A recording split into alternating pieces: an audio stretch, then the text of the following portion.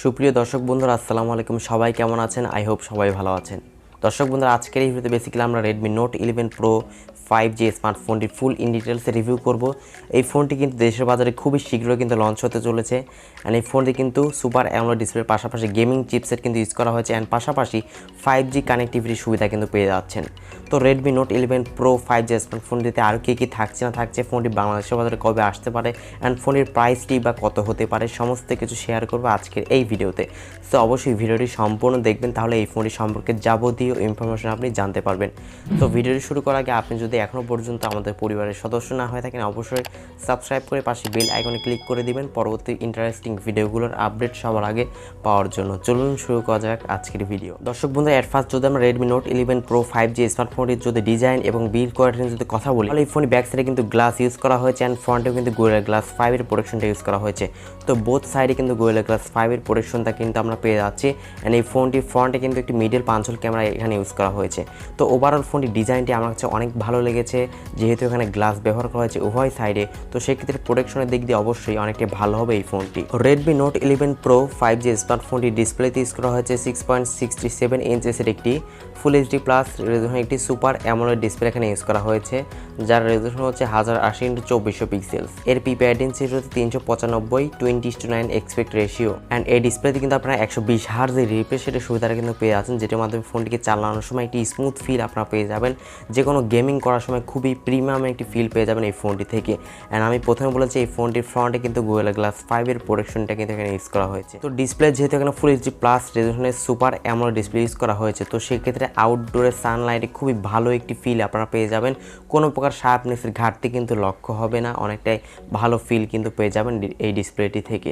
দর্শক বন্ধুরা, এবারে যদি আমরা Redmi Note 11 Pro 5G স্মার্টফোনে যদি আমরা পারফরমেন্স সেকশনে কথা বলি, তাহলে ফোনটিতে আপনারা Android 11 এর সুবিধা পেয়ে যাচ্ছেন এবং এর MIUI হচ্ছে 13 এখানে ইউজ করা হয়েছে। ফোনটির চিপসেট হিসেবে থাকছে কোয়ালকমের স্ন্যাপড্রাগনের 695 এর একটি 5G চিপসেট ইউজ করা হয়েছে, যেটা হচ্ছে 6 ন্যানোমিটার আর্কিটেকচার বিল্ড কয়েকটি 5G চিপ এবং এর জিপিইউ হচ্ছে Adreno 619। তো ওভারঅল ফোনটির পারফরমেন্স সেকশনটিকে আমার কাছে ভালোই লেগেছে, যেহেতু এখানে 5G কানেক্টিভিটির সুবিধাটা দেওয়া হয়েছে। দর্শক বন্ধুরা, এবার আমরা Redmi Note 11 Pro 5G স্মার্টফোনটি কিন্তু র্যাম রোমের ভেরিয়েন্ট নিয়ে কথা বলবো। এই ফোনটি কিন্তু মাল্টিপল ভেরিয়েন্টে কিন্তু আসতে পারে, 4GB র্যাম ভেরিয়েন্টে আসতে পারে, 6GB র্যাম ভেরিয়েন্টে আসতে পারে অ্যান্ড 8GB র্যাম ভেরিয়েন্টে আসতে পারে। 4GB RAM 64GB internal storage, 6GB RAM 128GB internal storage এবং 8GB RAM 128GB internal storage, এই কয়েকটি ভেরিয়েন্টে ফোনটি কিন্তু আসতে পারে। অ্যান্ড ভালো ব্যাপার হচ্ছে এখানে কিন্তু আপনার দুটি সিমের পাশাপাশি একটি মেমোরি কার্ড ইউজ করার সুযোগ কিন্তু থাকছে, এটা অবশ্যই খুবই ভালো ব্যাপার। ভিউয়ার্স, এবার আমরা ফোনটি ক্যামেরা সেকশনে কথা বলবো। ফোনটি ব্যাক সাইডে আপনারা 108 মেগাপিক্সেলের মেইন ক্যামেরা পেয়ে যাচ্ছেন, সেকেন্ড ক্যামেরাটি 8 মেগাপিক্সেলের আলট্রা ওয়াইড সেন্সর এবং থার্ড ক্যামেরাটি হচ্ছে 2 মেগাপিক্সেলের একটি ম্যাক্রো ক্যামেরা ইউজ করা হয়েছে। তবে এখানে ডেপথ সেন্সরটা মিসিং থাকছে এবং এই ফোনটির ফ্রন্টে থাকছে 16 মেগাপিক্সেল একটি ক্যামেরা। ফোনের সামনে পিছনে উভয় ক্যামেরা দিয়ে সর্বোচ্চ 1080p-তে 30 fps ভিডিও শ্যুট করতে পারবেন। তবে এখানে থাকছে না কোনো প্রকার 4K সুবিধা, যেহেতু একটি ফ্ল্যাগশিপ ক্যাটাগরির ফোন, তো সেক্ষেত্রে 4K সুবিধাটা দিলে আরেকটু ভালো হতো। এছাড়া ফোনটিতে আনুষঙ্গিক যে সমস্ত বিষয়গুলো যেমন loud speaker, 3.5mm headphone Jack, USB Type-C পোর্টের সুবিধা এবং ফোনটি কিন্তু আপনারা সাইড মাউন্টেড ফিঙ্গারপ্রিন্ট সেন্সরের সুবিধা পেয়ে যাচ্ছেন। তো দর্শক বন্ধুরা, এট লাস্ট যদি আমরা এই ফোনটি যদি ব্যাটারি সেকশনের কথা বলি, তাহলে এই ফোনটি ব্যাটারিতে ইউজ করা হয়েছে 5000 mAh ম্যাসিভ ব্যাটারি সেটআপ, যেটির মাধ্যমে কিন্তু মোটামুটি আপনারা 2 দিন মতো অনায়াসে চার্জিং ব্যাকআপটি পেয়ে যাবেন এই ফোনটি থেকে।